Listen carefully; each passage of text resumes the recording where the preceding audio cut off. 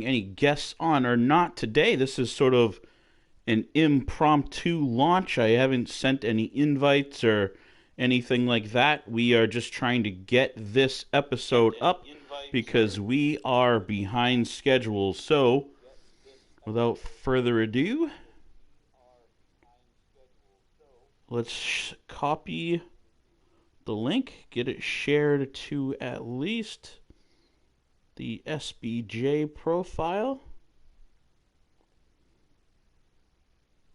All right, and we will get into it.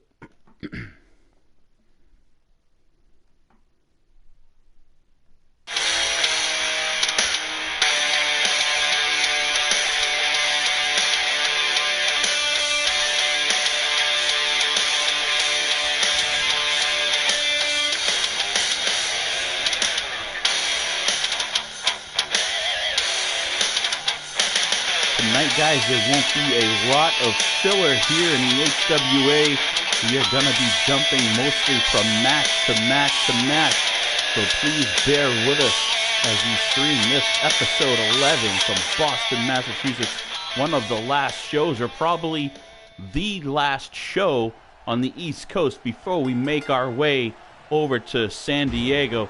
And folks, kicking things off in this first match we have tonight.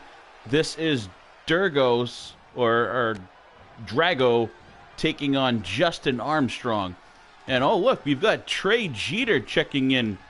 Trey, if you can jump in and join the video chat, you are welcome to here tonight. I did open it up, so you know, if you have time to do it, feel free to jump right in. Trying a little different camera angle here in first matchup of the night.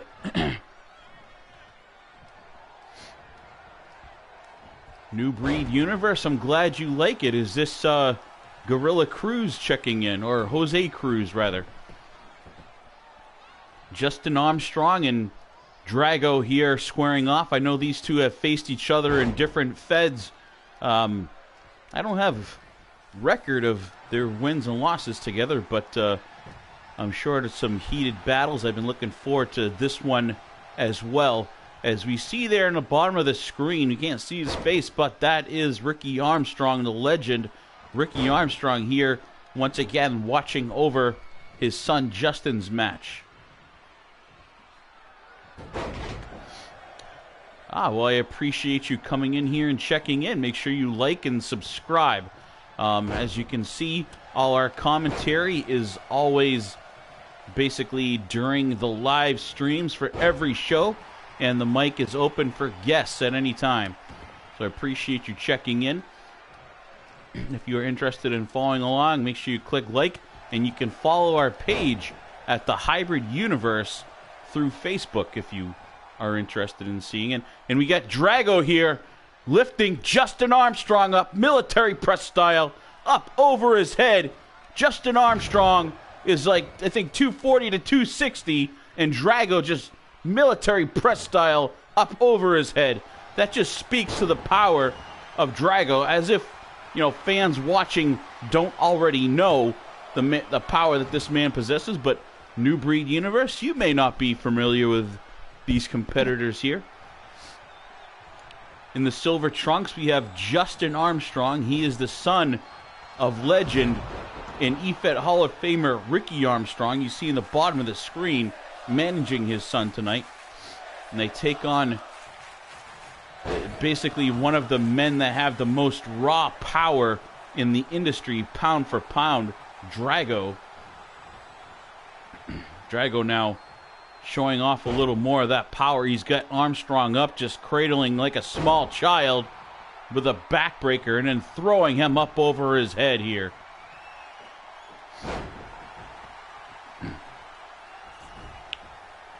Trey, I'm not sure I can get you an invite without disrupting the broadcast, as Drago goes for a pin. Armstrong pretty quick to kick out of it here.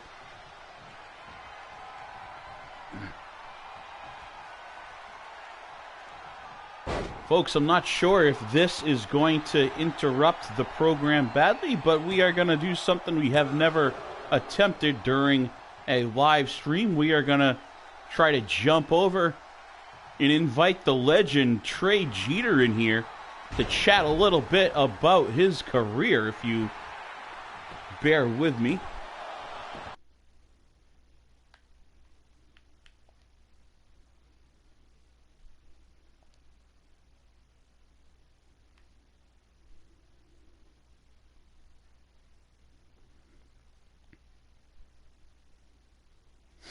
Let's see if we can get Trey invited in with us now. Would be nice to have Mr. Jeter mic'd up with us. See if we can find Trey.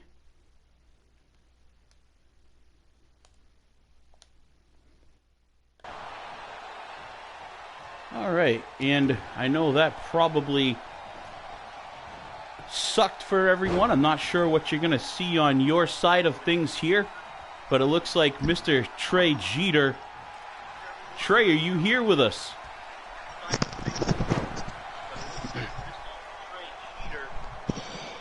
Trey, if you can hear me there, make sure you turn the broadcast down in the background.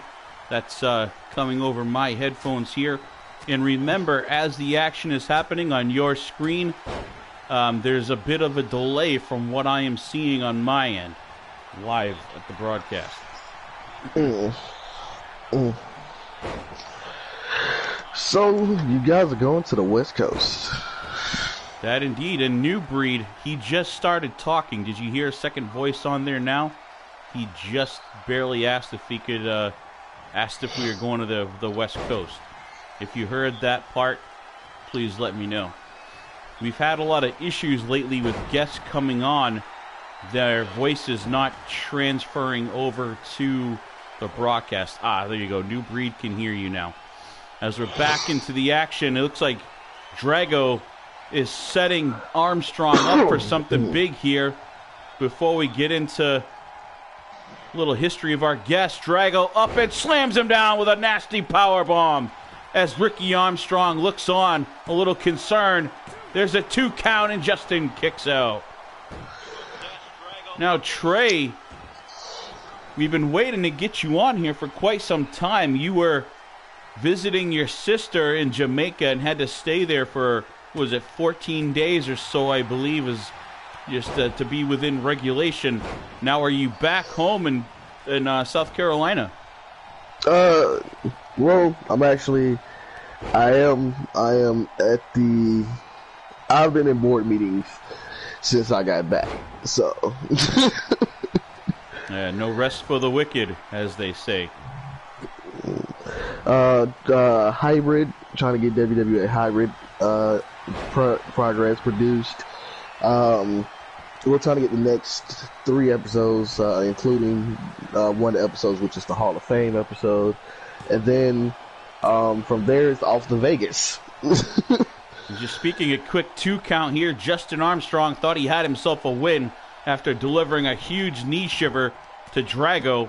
If Justin Armstrong can take out Drago, that'll be a huge notch on the belt of his young career.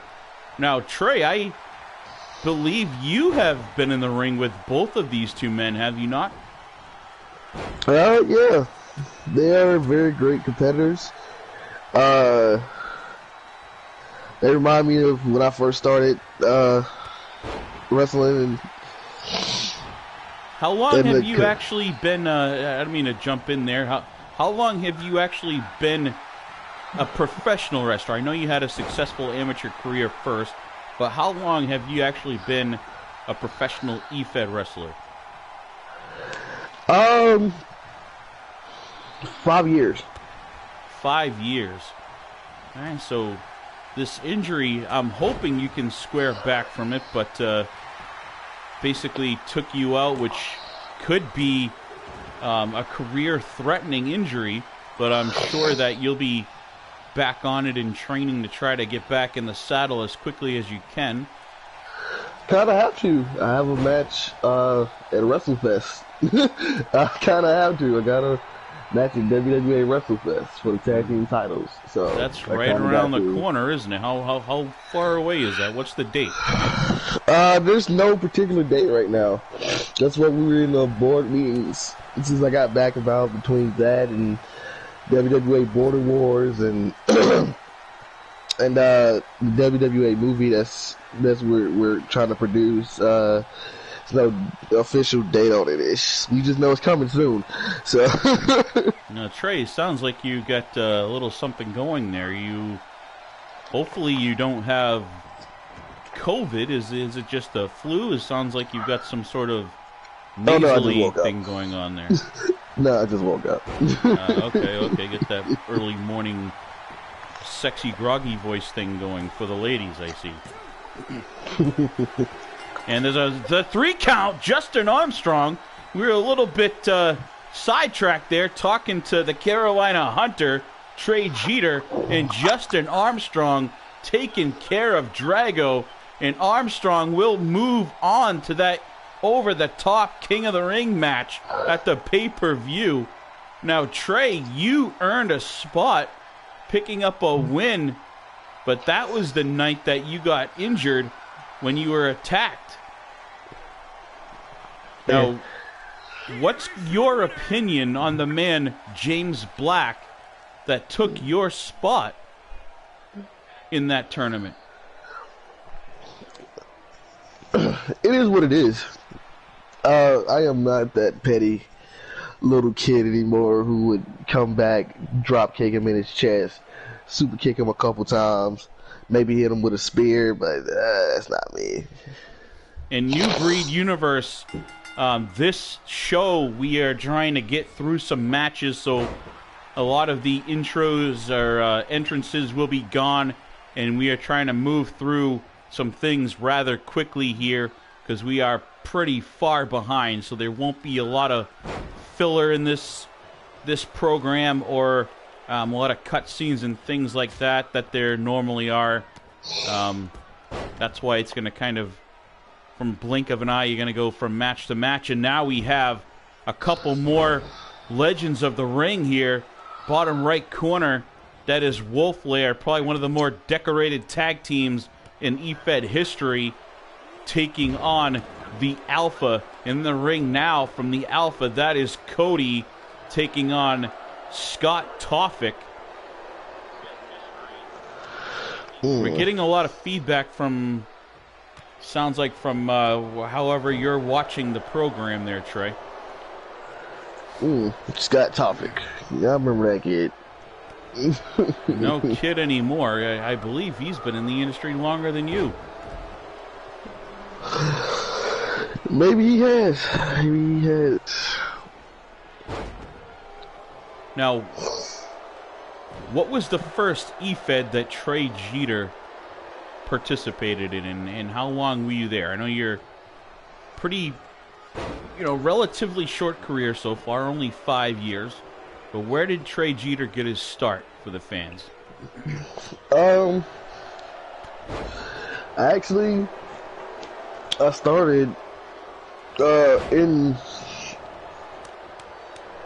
started in a little place known as because I've been doing this longer than 5 years. EFEDs was kind of 5 years ago, but I've been doing this for way longer. The independent scene and things like that.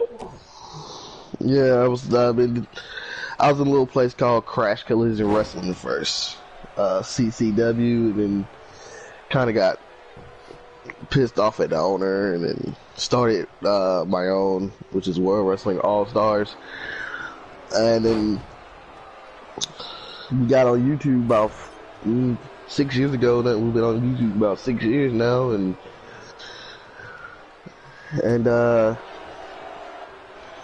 I've worked in UCW, RWF here. There's so many different places I've been a part of. It's so many that I've forgotten over the years. Understandable. There's sort of a journeyman career there, and Niles McGregor was in for the blink of an eye as well as Owen Scorpion was, and now we're back to the original competitors, Tofik and Cody back in here squaring off. That was a pretty quick tag in and out there by both teams in this one, trying to keep a fresh man in there perhaps. That's what you got to do. You gotta keep frequent tags. That's how you win.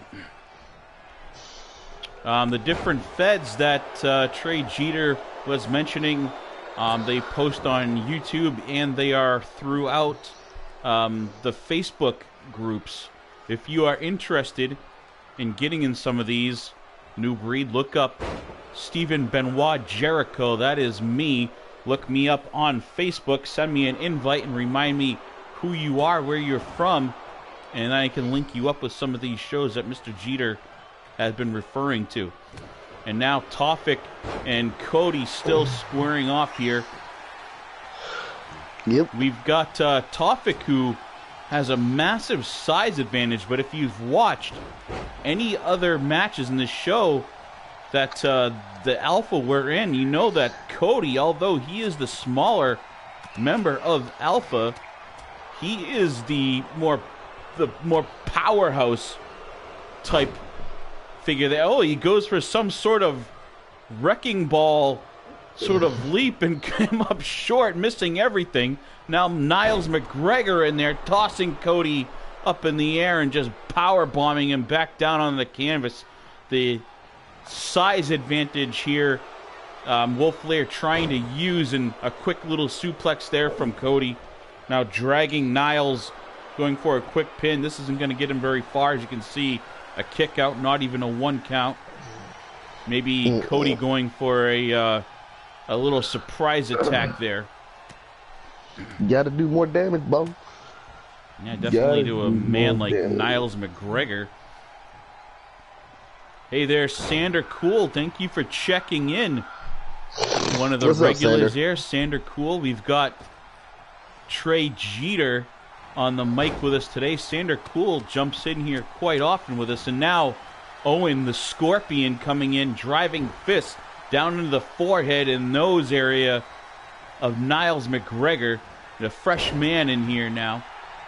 Ooh, just he got a little. They kind of remind me a young Shelton Benjamin and Charlie Haas when they had the singlets. Yeah, I see that. I see that. Yeah. I don't believe either of these men as athletic as Shelton Benjamin was, but they are, just starting their wrestling career, so we haven't really seen everything that these two men can do from Alpha. And it looks like Niles McGregor springing over that top rope, going for some move. Owen side-swiping it, though, and able to dodge a bullet. And talk about a bullet. Tofik not wasting any time, sprinting from his corner with a clothesline from hell. It looked like Cody was powering up or something there. Tofik, there you see again. He just decapitates Cody here. He killed that boy. That boy died. That was like a sniper laser focus there. Just zoomed right in, pulled that trigger, and just took Cody's head off his shoulders. That boy died a horrible death.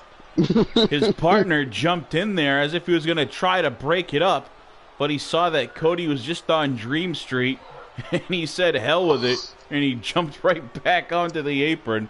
Didn't even bother trying to break that one up. As we see here, the Wolf Lair picks up a win in tag action over the Alpha. As you can see there, remember to hit like. Next up, this is another singles match. This is another King of the Ring qualifier. Again, the winner of this is round 2. The winner of this will go on to that over-the-top King of the Ring match we have at the pay-per-view. We've got an old friend of yours here, Devil Dog, taking on Tyler Consiglio. Yeah, indeed. He was, Devil Dog had mentioned that he was, pretty pissed off his emotional time watching a friend of his go down the way you did. He was looking forward to, facing off with you maybe even in round 2, or both of you together in the King of the Ring match.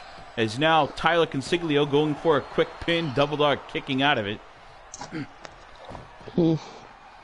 Now, it's well documented that Devil Dog, he would never say that he's afraid of clowns, but he definitely has a strong dislike of clowns, and he was a little bit shaken up backstage before this match. Let's see how it plays out. That could give Consiglio an advantage in this one. So he saw it? Devil Dog would not watch it. Basically, he's seen the memes, and that's as much as he'll watch. If he sees a clown, he usually changes the channel, I hear. Hello, now, Georgie. Devil Dog, a kick to the gut of Consiglio, and that scissor kick, running scissor kick onto the back of the head of the clown here. Tyler Consiglio. Didn't look like Devil Dog had enough on it as Consiglio very quickly kicks back out of it here. Devil Dog, at least at this point, looks like he's able to hold his composure for the match and throws Consiglio down, draped against that middle rope. What's he going to do now? Standing on the apron with a running knee. Over there looking like a member of the Freak Show. This Consiglio, he surprised us in round 1 here. He basically came out of nowhere. Very little known about Consiglio, but he came in, handled business, and picked up a win. And now we see him in round 2. If he can take care of the Devil Dog, he will move on to the King of the Ring match. He looks like for those who, if you want any back information, look up JTV Wrestling. He looks like a member of the Freak Show. Devil Dog sprints now and delivers a 2-foot drop kick as Consiglio is draped over that bottom rope. Let's see if that puts him away. There's a 2 count, and Consiglio kicks out. Just a 2. Yep. Devil Dog thought he had him there. He wants to spend as little time as he can in the ring with this clown. That's kind of funny. Yeah, you can tell he's pulling off big move after big move, trying to put Consiglio away. No doubt he doesn't want to be in there very long. He's kind of creeped out, not taking his time like we usually see Devil Dog do.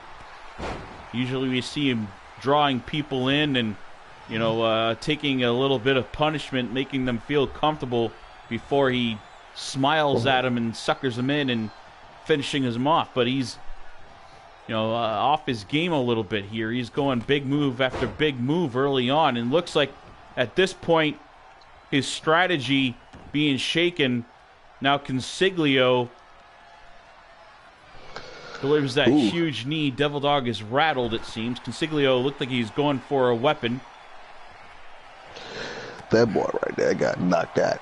Anyway. You rewatch Cody getting clotheslined by Scott Toffick, I take it. As Devil Dog now, he's got that arm bar in. And you know in HWA rules you can be tapped out outside the ring, but Consiglio able to get out of the arm bar. Devil Dog, very highly skilled as submission specialist. Consiglio able to reverse that and get out of it pretty quickly. Very slippery clown. That makeup kid got some maybe. Supernatural powers. It might have been the makeup sweating down. And Consiglio with a bat now. Consiglio swings the bat. Devil Dog catching it. Devil Dog now swings. Consiglio grabs it. They're playing hot potato here with that baseball bat. Back and forth again. No man can get an advantage on it. Devil Dog decides to come up with a little quick right hook there to break up the hot potato game. Consiglio now has got Devil Dog draped over the barrier, delivers a knee shiver. Well, that had to hurt. Consiglio showing that he's got a very high prowess for the hardcore game, it seems here. Well, now we've you can try. We have plans for this FIP sort of get to know you thing that we're going to be doing. And then if it catches on, we may start going down more of the roster for people that want to jump on with us. But you said you're definitely wanting to participate a little more in that, where you get on there and you basically tell your story to the world during a broadcast. And now Devil Dog with a 2 count on the outside. You still up to do that with us one day? Hey, if at all possible, I can do it today, tomorrow, Monday, Tuesday, any day except for Thanksgiving. But yeah, what we're planning on is getting through and sort of starting on that series after. And Devil Dog delivering a stunner here. That's Devil Dog's dishonorable discharge, he calls it. A kick to the breadbasket and then delivering that stunner. And Devil Dog knocking out Consiglio with that dishonorable discharge move. And Devil Dog will be moving on. You talk blink of an eye, the match is over.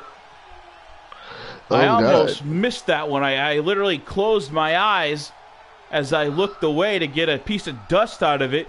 And then just like that, the match is over. And Devil Dog will move on to the king of the ring. Well, congrats, Double D. Let's see if they caught that. I don't know if that happened slow enough for our replay to even catch it on video.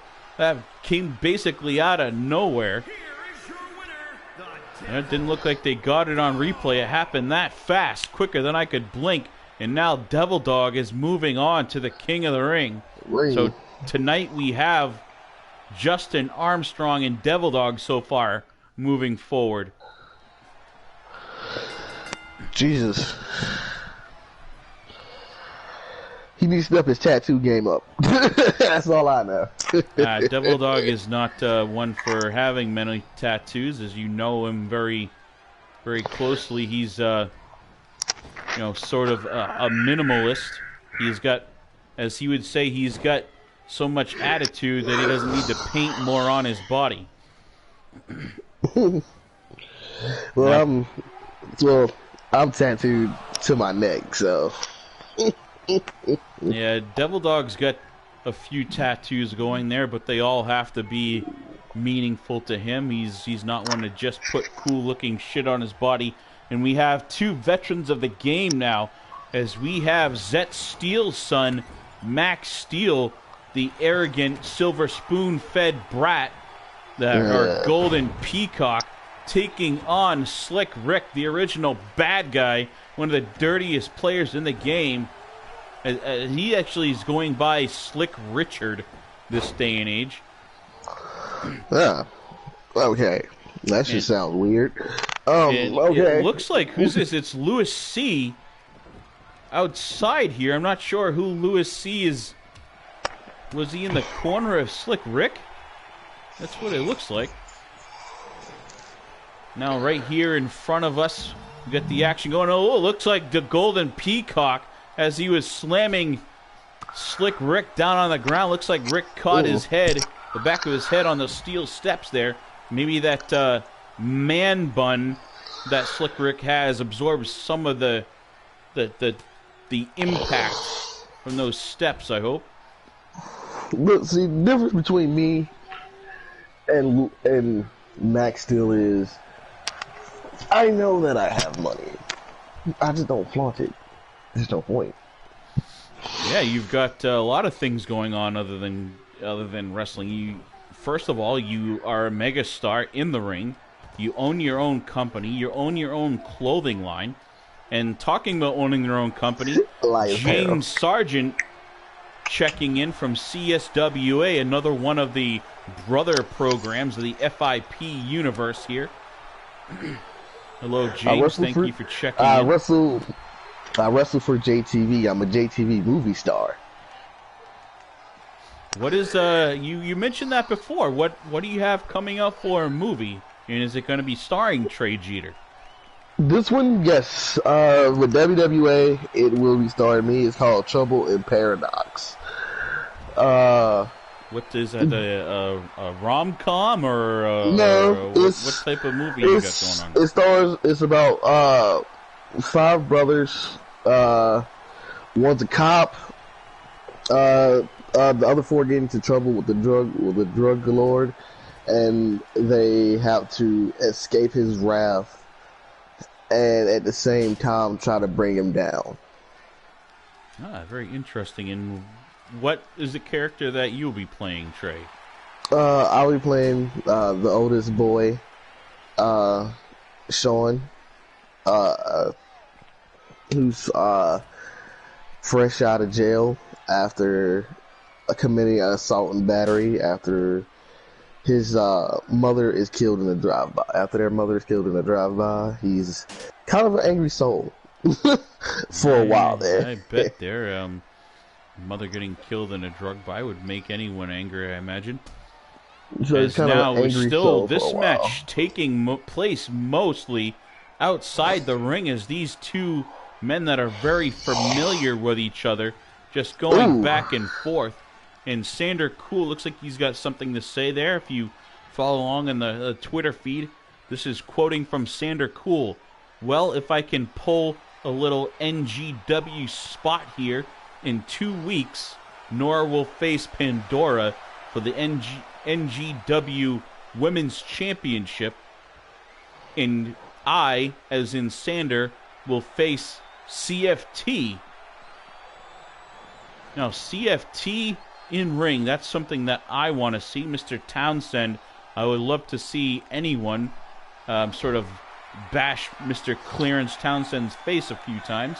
I try to be as non-biased as I can, but Mr. Townsend just doesn't do for it. Indeed it did. I may be a little bit, but Mr. Townsend has a way of getting under most people's skin, as there it is, Steele with that peacock cutter, and a 2 count on Slick Rick. Max Steele, we thought he had that one over the veteran right here. Now Steele, series of clotheslines, and then a quick slam right in the center of the mat. It looks like Max Steele is only a move away from picking up a win, but no! The bad guy reverses here and tries to get back on top of Max Steele, so to speak. And goes for the low blow. That's why they call him the bad guy, folks. A little up and under. Slick Rick may not be Australian, but he definitely loves going down under, and he does it once again right there. Max Steele, the victim this time. Jesus. Steele able to kiss out of it. Good God, sir. And Slick Rick almost picking up a win here. He thought it was a 3 count, yelling at the ref, but that's not going to get him very far here in HWA. Nope. It does not get you far. It's not get you far at all. Now I'm hoping for the fans that your voice actually records this time. We've had issues last few times with Sander Cool and Gorilla Cruz coming in. It didn't record. You gotta make sure your voice can be shared, people. You gotta make sure your voice can be shared. Indeed, the universe wants to hear what you have to say. And I rewatched the last episode, and it was basically like I was talking to myself the whole time. A bunch of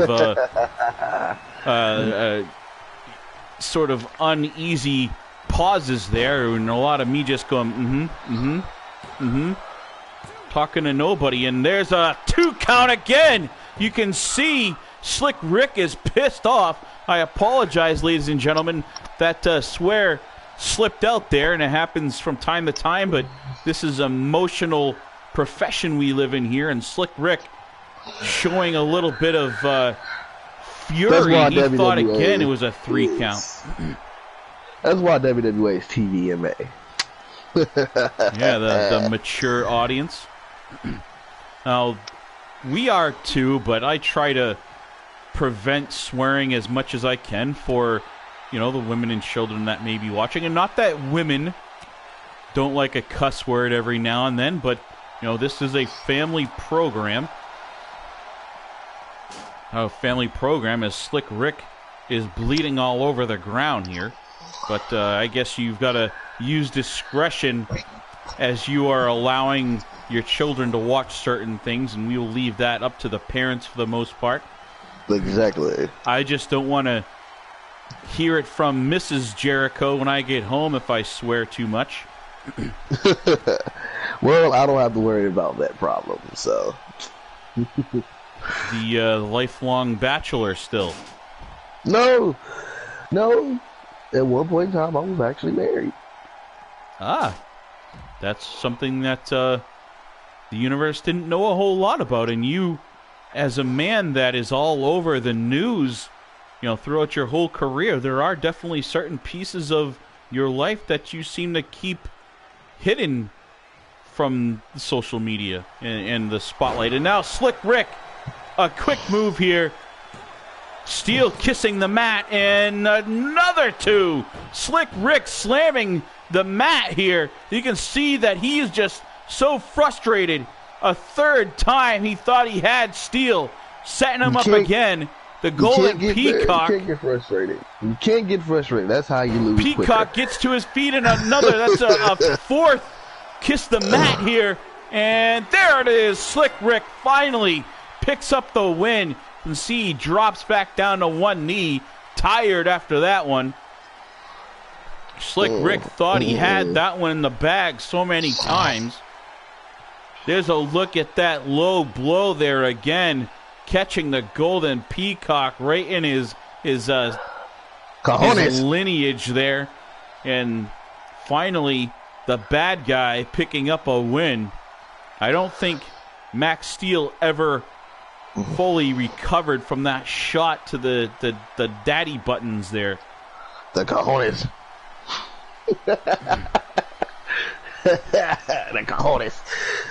Slick Rick has been doing this for a long time, but still continues to seem at the top of his game. He did have a little bit of a break, but comes back firing and looking better than ever. They used to joke all the time about Slick Rick being old school and having a dad bod, but Slick Rick coming here, look at him, he's all cut up now. Best shape of his life. He's on his last real man of wrestling type joint. That's it. Definitely a little Charles Bronson sort of vibe with Slick Rick. Oh, yeah. Oh, yeah. Now we back into a little bit of tag team action as we have the Resistance. That's Durgos and Martrix, and they are taking on a couple men from O'Connor Incorporated. Nice. But no, she actually wrestled for WWE. She still wrestles for WWE, but the Resistance and Sander Cool, a former member of the Resistance, having some issues as of late. Hopefully once we get back through the tournament of this, we can delve a little bit deeper to see, what's sort of going on with that feud. But tag action now, as I mentioned, as Elijah Lewis taking on Durgos. Elijah Lewis left Durgos out there for a minute and then sliding back out on the attack. We've been showing this little different camera angle here every now and then just to mix it up and give the fans at home, a slightly different perspective on things. So, as you are watching, make sure you take a look. So the monkeys in the back are actually doing their job? They are. We hired in a total new production crew and some statistical engineers. Are you familiar with the movie that Brad Pitt played in, Moneyball? Ah, yes. So we hired in some analytics that were actually part of that Oakland Athletics team. Hired them in just to kind of see if they could pick up on some numbers and what will work and what doesn't. And, they're, so far have been coming up with some pretty cool ideas, as now Durgos continuing to just slam Elijah Lewis against the apron here over in the Resistance side of things, right in front of Durgos' brother, Martrix. Now, at this point, I wish they would sort of change back to the other camera angle and give us, a little closer shot of what's going on there. But a cool thing about this is you get to, have a peek at Aaron O'Connor in the bottom of the screen as he reacts to certain things. That's, a little different perspective that most people aren't used to seeing. As now Durgos throws Elijah Lewis on the ground and just sort of talks crap here in front of us. Jesus, he's kind of angry. He's kind of an angry old man, isn't he? Aaron O'Connor is definitely an angry man. Even more so as his plots to take ownership of that heavyweight championship from Gorilla Cruz have been thwarted, at least to this point, over and over again. He's thrown that title from Gorilla. Yeah, he's thrown everything he can at Gorilla Cruz to this point, but I'm sure he's got more up his sleeve as King Kareem couldn't get the job done, and vicious attacks over and over backstage onto Gorilla just do nothing more than, it seems, fuel Gorilla's fire. That man is a beast. Well, we have one of our young superstars, Tatum Hartford, actually walking by here. How are you doing, Tatum? Are you here to join the broadcast, or you out back training? What's your story here today? I'm out back training right now. I just wanted to swoop in and see what's up. Well, I appreciate that. She's a very soft-spoken young lady. I'm not sure if everyone heard what she had to say, but every now and then she does step up here and jump on the mic and say hi to us. Now Elijah Lewis just bashing Durgos against that steel post out there. Now you've hit your head on that a few times, Trey. Does that sort of... I've done more than this. Hit my head on a steel post a couple times. It does not feel good. When something like that happens, how do you get to the right mindset? Because that's going to scramble some things up there for a little bit. How do you jump back in to a match when that happens? The first few times it happened, you just got to try to focus on a place and an object. But now it's just like, Now, for the fans, again, when you hit your head on a pole like that, because most fans at home have never quite experienced anything like that, unless they are, full-fledged Jackass fans. How do you actually see stars float around your head, or little chirping bluebirds like they do in cartoons or something like that? Or no, it's kind of like, it's a little blurry, and then you hear the alphabetical high-pitched sound in your ears. So it's kind of like back in the 60s when Stephen Benoit Jericho used to partake in certain fungal edibles. A little bit kinda blurry vision and colors sort of shifting, something like that? No, the colors aren't shifting. It's just a little... Like if you wear glasses, it's like if you wear glasses and you take off your glasses, everything gets all blurry and everything. And that's kind of was like... And if you've ever shot guns without earmuffs... Indeed. It looks like tonight, in this tag matchup here, it looks like this ring has been used more as a weapon than any appendage on any of these competitors here. They're definitely taking turns bouncing each other over and over again off the apron, off the post, off the barrier, and it looked like Durgos now, he has a bit of that apron, and it looks like he was choking Elijah Lewis with it a little bit. Now, I don't think Elliot Collins and Martrix look like they might be sitting this one out. Oh, they do. It looks like they kind of get a little antsy on the outside there. So yeah, you can see him stirring a little bit. And now I wish they would change this camera angle for the fans, because Durgos now just going to town, still out there on Elijah Lewis. Drago's fired up, pounding his chest. I don't know if these two have anything personal against each other, but it sure seems it is. They're just going off, and I thought this was a tag match, but it's turned into a one-on-one bout here. Yeah.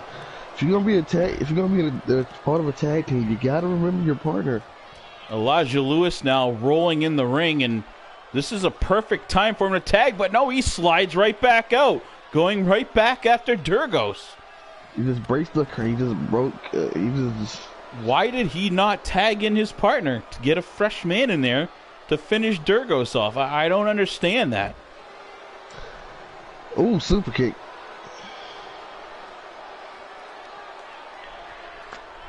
We have Beautiful. two men that are extremely fresh, just standing there waiting. It looks like old dude is kind of angry on the outside. He's like, tag in, dadgummit, tag in.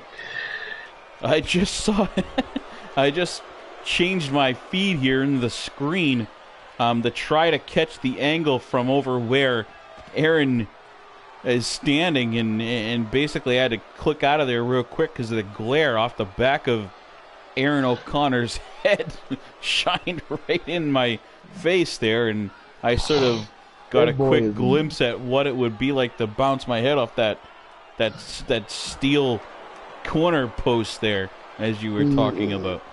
That boy's bald head is just horrible. It's shiny.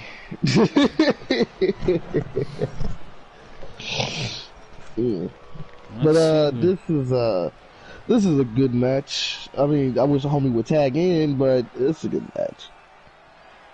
Indeed, it's like turned into a one-on-one, and now Dragos is just standing here in front of me, now slowly walking over to Elijah. A kick to the gut. I don't know if this is the Resistance game plan, keeping things on the outside, but usually Dragos is a high flyer, very fast, one of the quicker men in HWA, but for some reason choosing to keep things grounded, if you will, and outside. And now Lewis there should have gone for another tag. He slid in and then right back outside again. They're fighting like he's fighting like me after first year after I had the knee surgery. Like, yeah, okay. I really have no idea why Elijah Lewis has been back in the ring 3 times so far. 3 opportunities to get a tag, sir. And still not tagging. And now it looks like it's going to backfire. Drago showing that power, slamming Lewis down on that thinly padded concrete floor around the ring here. Now Dragos is usually smarter than this too. Get Lewis in there, finish him off. But he's choosing to just do more damage, bashing Elijah Lewis off that post. Good God, sir. And now, finally, it looks like we're going to take action back in the ring. And now Dragos has Lewis beat down in the middle of the ring, and looks like is he tossing him back out here? Dragos has got him back up on the apron now. And it looks like he's taking things back outside. Oh, good God. Bring it in the ring, you evil little monkeys. Elijah Lewis now bouncing Dragos off the apron here, but these two, we've got to do some research to see what they have for personal beef, because no one fights like this on the outside. You just in one-on-one in a tag match, just right. Sort of leaving their partners out of this. This is... I've never seen this before in my career. Lewis just over and over again slamming Dragos onto that apron, now into the steel steps. These two just, they hate each other. As we click past the 49-minute marker, I believe this match has been going on for almost 10 minutes of this time so far. Lewis once again climbing in and then back out the other side of things here. Come on, You boy. can see the destruction, just steel steps all over the place, and now Durgos makes his way in the ring. Now we get a different camera angle. Durgos in the ring, and now sliding back out, back on Lewis. Why won't these two stay in the ring and just finish this match? God, you idiots, finish this And now match. Durgos, a snap suplex, and Durgos springing right back to his feet now. Because, well, he landed on them steps, but okay. Durgos taking a break there, it seemed, and now finally going back after Lewis.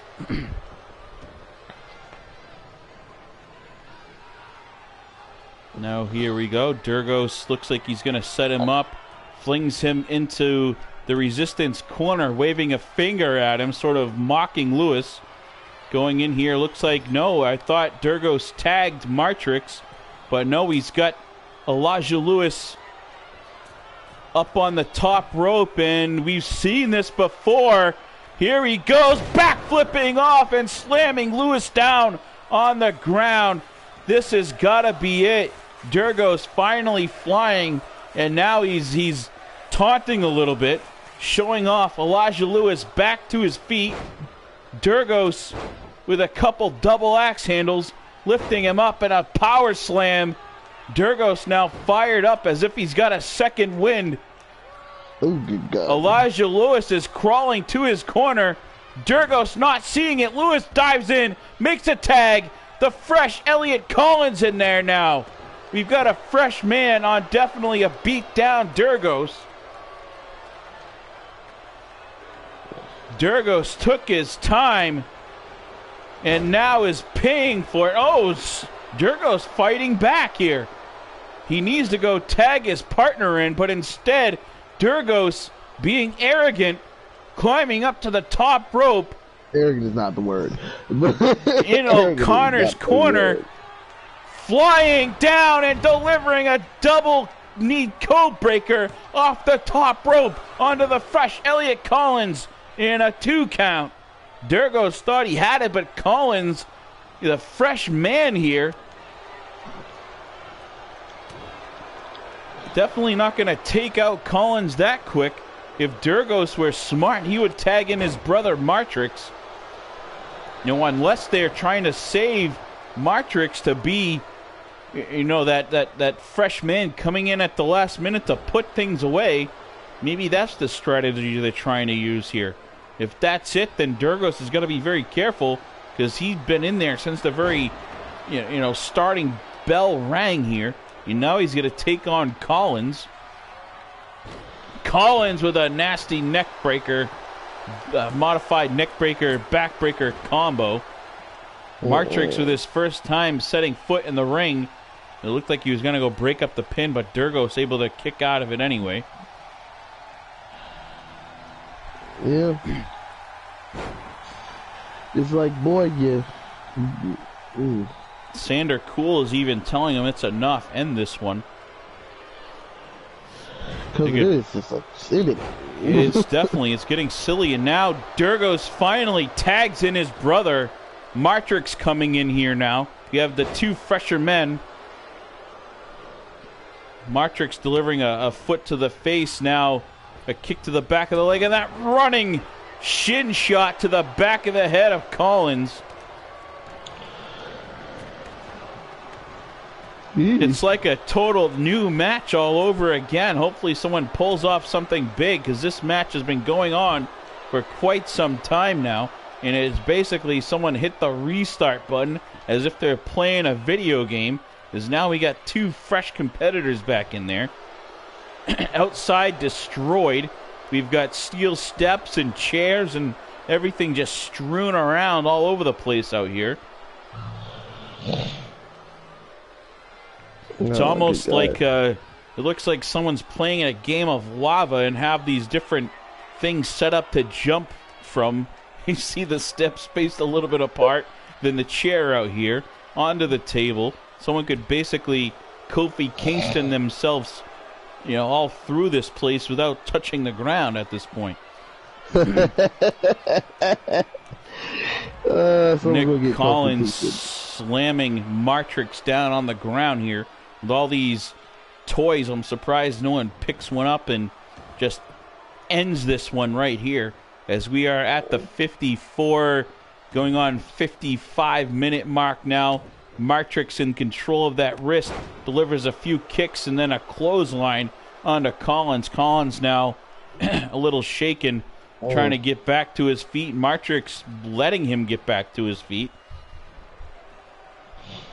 Standing here in the corner, and looked like Collins was trying to throw Martrix out, and Martrix able to land on that apron. Collins delivers a right hand, sending Martrix back to the outside.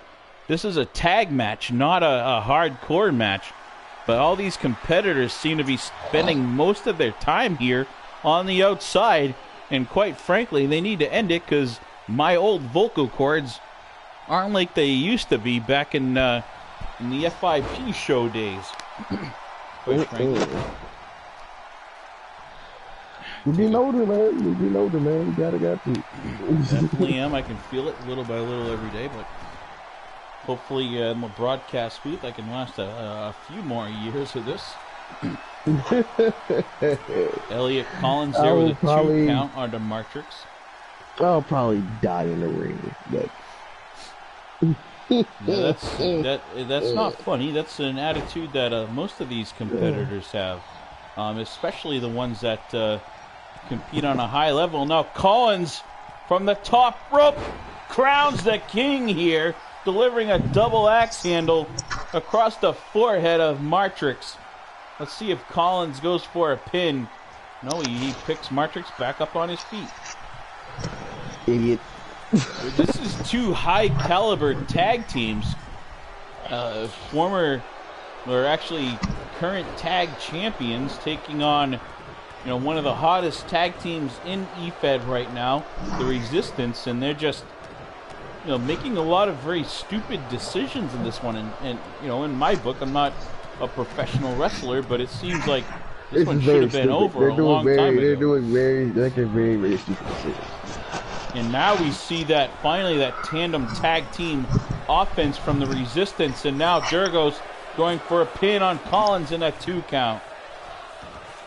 And now Drago sliding outside, and he doesn't think there's enough toys out here on the playground, as now Drago has a kendo stick swinging, but it doesn't matter, as Elijah Lewis, we are back right where we started, folks, other than the referee laying face down there.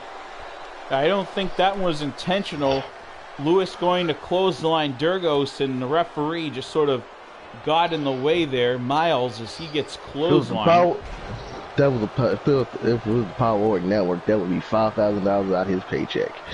Referee insurance. Yeah, indeed, and I know there are fines here as well, but that one, at least from this standpoint, did not look like it was intentional. It looked like wrong place, wrong time there for Miles, but Durgos now showing off a little bit more, and that doesn't work out for him, as now Elijah Lewis makes him pay. A very unique face buster technique there by Lewis. Not sure if there's a name for that move or not, but whatever it was very pretty, and it seems to be keeping Durgos down in this exhausted state that he's in. I don't know how either of these two men right here that are in the ring now are still on their feet, to be honest. They just are, I guess. Neck breaker here from Durgos. It looks like Durgos catching a third wind.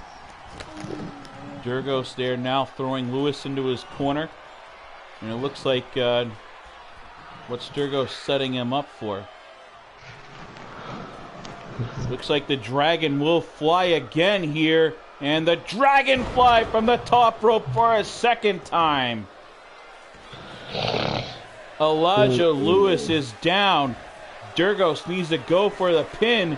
And here it is. 1, 2, and finally a 3 count as the Resistance picks up the win. It looks like that match was going to go on forever.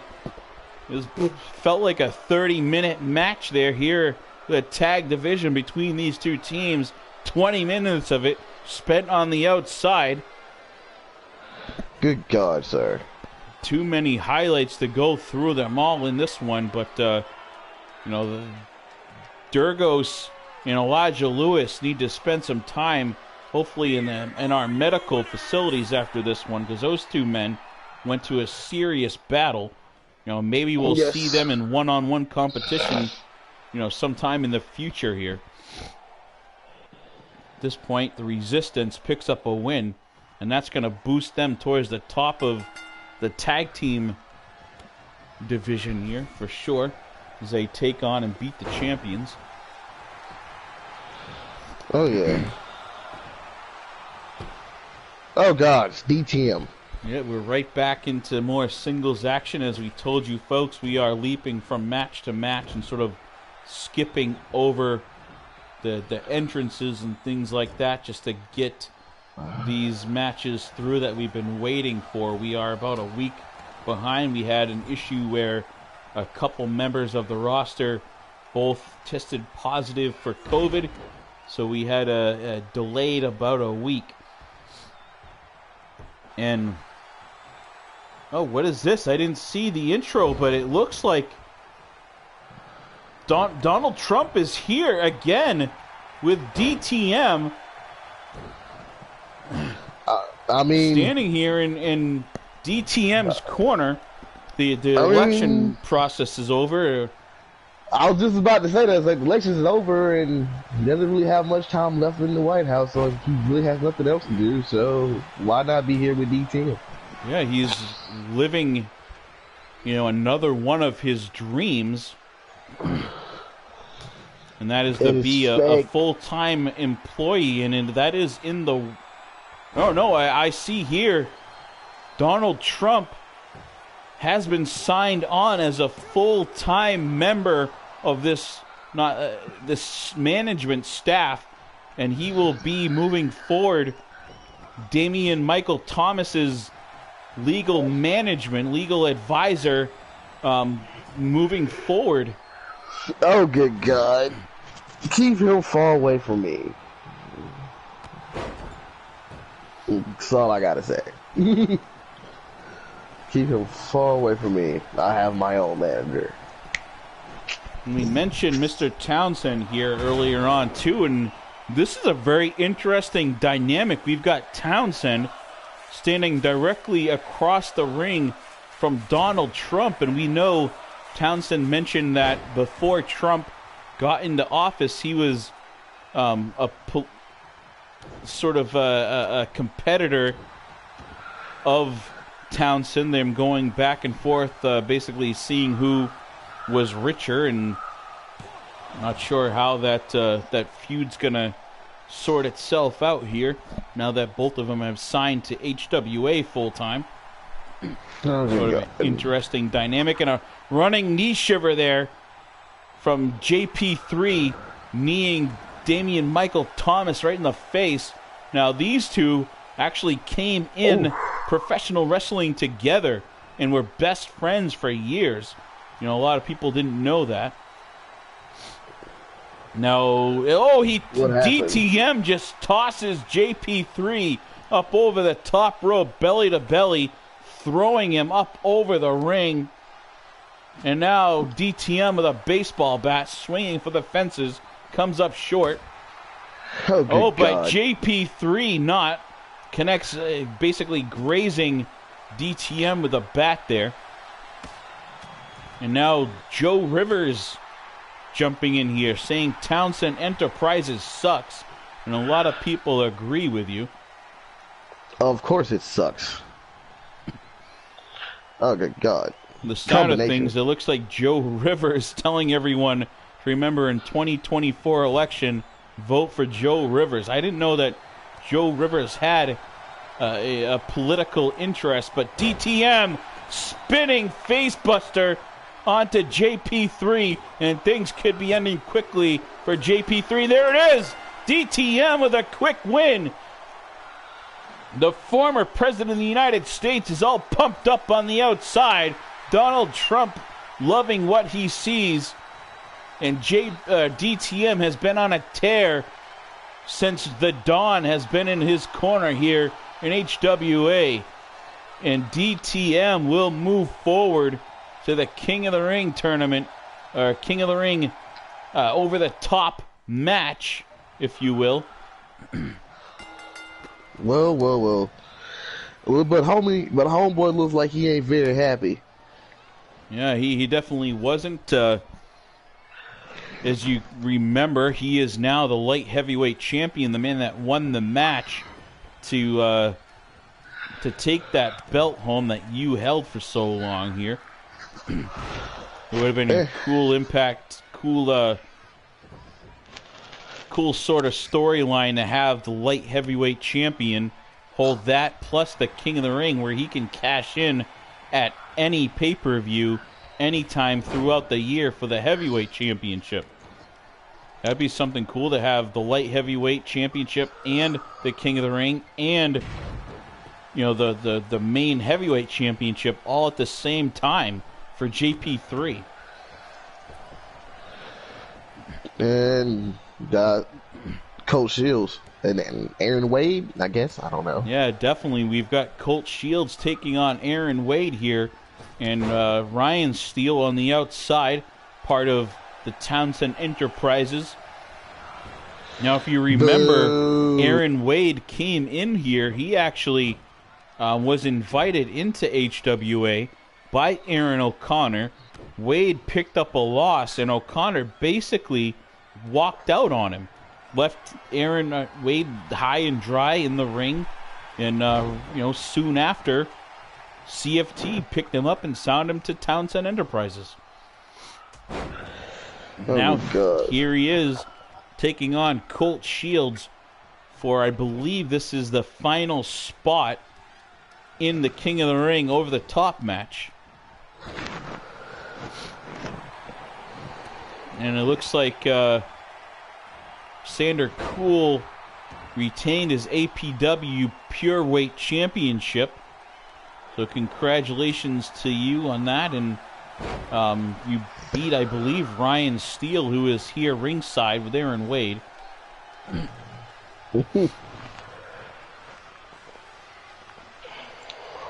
And it looks like Joe Rivers not a fan of Aaron Wade, as he's got some not so pure things to say about him. Aaron Wade diving over the top rope. We're not used to seeing a lot of the athleticism like that from Aaron Wade, but every now and again we can see him pull off something. Aaron Wade more of a slow things down, technical, almost bruiser style. But when you're fighting a man like Colt Shields, sometimes you gotta, go against the grain and pull off something that you're not used to doing to, try to pick up a win here against a man like Colt Shields.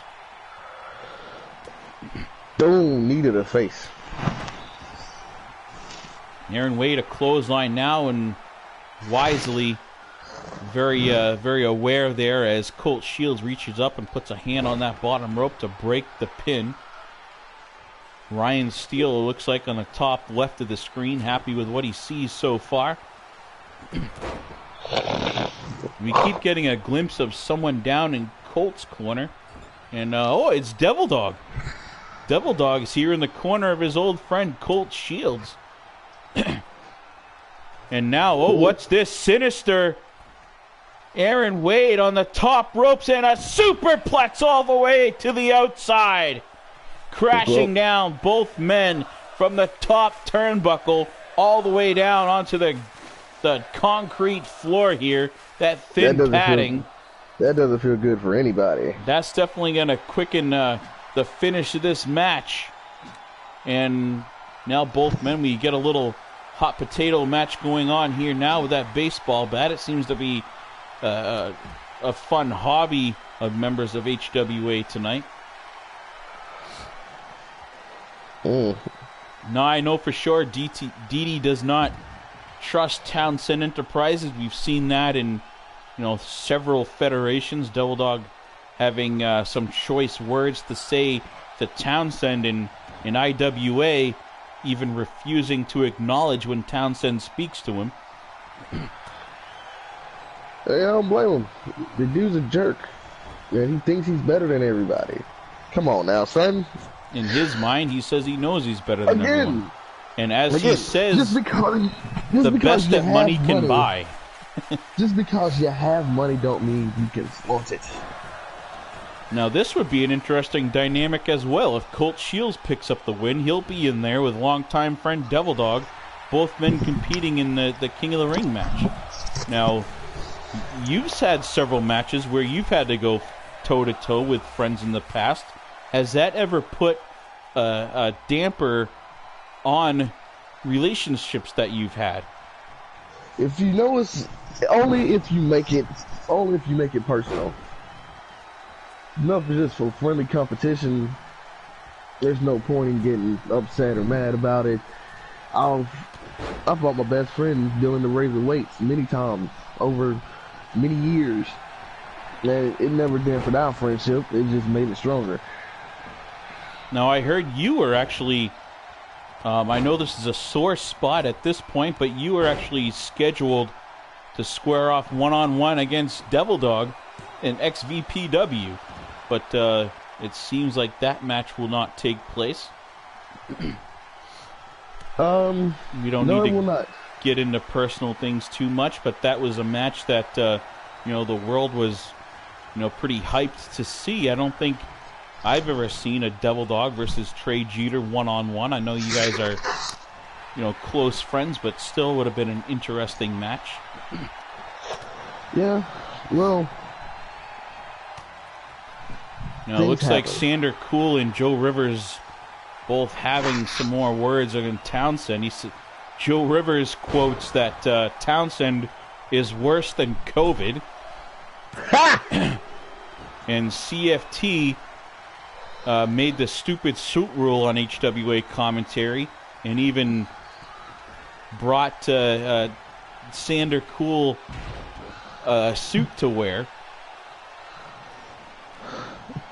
Again, just because you got money does not mean you gotta flaunt it.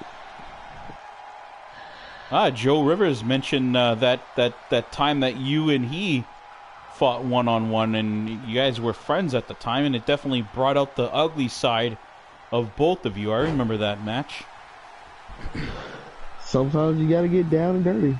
And now Colt Shields going up top. How often do you see this? Colt flying elbow and missing everything.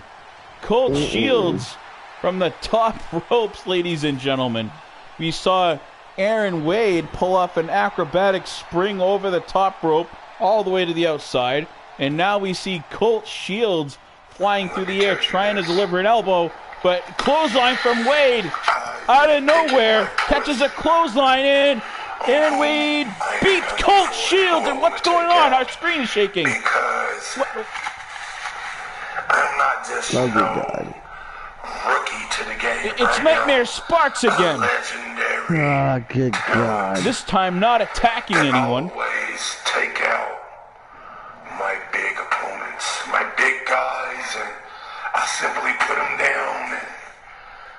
HWA, Nightmare Sparks is going to continue on taking out your talent until y'all give me what I want. Tell me Don't leave me out. Who this guy is. I'm here to dominate. I don't know much about him, but I know his Nightmare Sparks is his name. So, feed me. All I know is this. I think he's from Lit Wrestling. I think I've seen him there. I don't watch Lit Wrestling, so. Into my darkness. Wait till it's so cold. Lit's not part of FIP program, but another friend show. So we didn't mention them here. It's straight freeze mode. That's why we're called Hybrid. We are a hybrid show where we bring people and communities and different shows together that may not like each other or may not associate with each other, but this is hybrid, and that's what we are about. I don't get what I want. But this dude does not scare me at all. I don't know, his voice kind of scares me. And you see him pop out of nowhere, as we've seen him a couple times.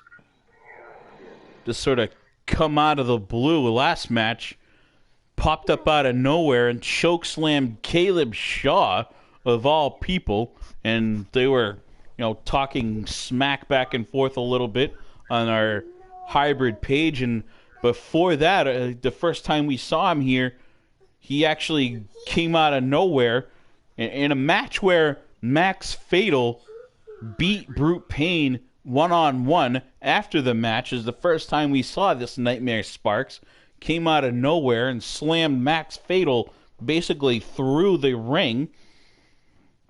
Didn't see him for a couple weeks, and then all of a sudden he appears out of nowhere, and he does the same, but this time picks on Caleb Shaw, the man with the iron fist, and slammed Caleb Shaw down through the mat. Good God. That is crazy. Ooh. But, folks, Lee Jones, his comments are weird, too. I don't know if you can compare Lee Jones to Nightmare Sparks, but we actually thought that possibly Nightmare Sparks may have been on payroll or ordered from Lee Jones to attack Caleb Shaw, but we saw later on in the Hybrid Universe page that that's not the case, no association, and Nightmare Sparks basically just attacking people at random. We never know when he's going to come. But as we see there, folks, up next on the next episode of HWA, that will be the pay-per-view, the King of the Ring pay-per-view. We will be making our the very last time you will see us in Boston, Massachusetts, unless it's for some sort of special before we head to the West Coast. That will be the very next episode here. My home away from home. Definitely. We're heading out to actually, it's been confirmed that our home will be in San Diego, California, folks. And our shows will go all over the place. It won't just be in Cali. It'll take place in several shows throughout California and I believe Nevada, New Mexico, basically that whole side of the world. We have no plans to have a show in NYC. NYC is CSWA territory now. Coming from Sander Cool's Twitter feed. But again, folks, I thank you all for jumping in here, and I thank those that followed along through the Twitter feed, and the great Trey Jeter, finally back from your hiatus, back home in Jamaica. Now, hopefully we can plan on getting you in after the King of the Ring and have you on here on the mic more often and possibly, have an origin story, if you will, with us with one of your episodes. Hey, I would suggest maybe sometime this week, possibly we could do a little like HWA podcast. Get to know the kid here a little bit. And that's what we plan on doing, but we plan on doing it a little different. We'll have it done during a live episode of HWA, and we're gonna move on. We've got James Sargent already penciled in to sort of have an origin story of Scott Toffick and Niles McGregor, who we saw win earlier today, the Wolf Lair. They have a very interesting origin story. I'm going to share that with everyone. It seems Joe Rivers says that Indiana has been taken over by Megalo, the Sun Company of APW, so they are also under that FIP flagship. Nor and I can set it up. We do not have a stadium. Sander, are you talking about myself making another stop over to you guys' house in New York? Because that can definitely happen. But as far as the shows, we don't have any more shows scheduled on the East Coast other than that King of the Ring match. Well, I mean, if HWA needs to go to New York, I can set it up. Yeah, I think that what's in planned is any trips off our side of the world will be for things like pay-per-views or other specials. but most regular broadcasts from now on will be from the left coast, as they say. So Mrs. Jericho and I just signed a deal for our new house over there, right in San Diego.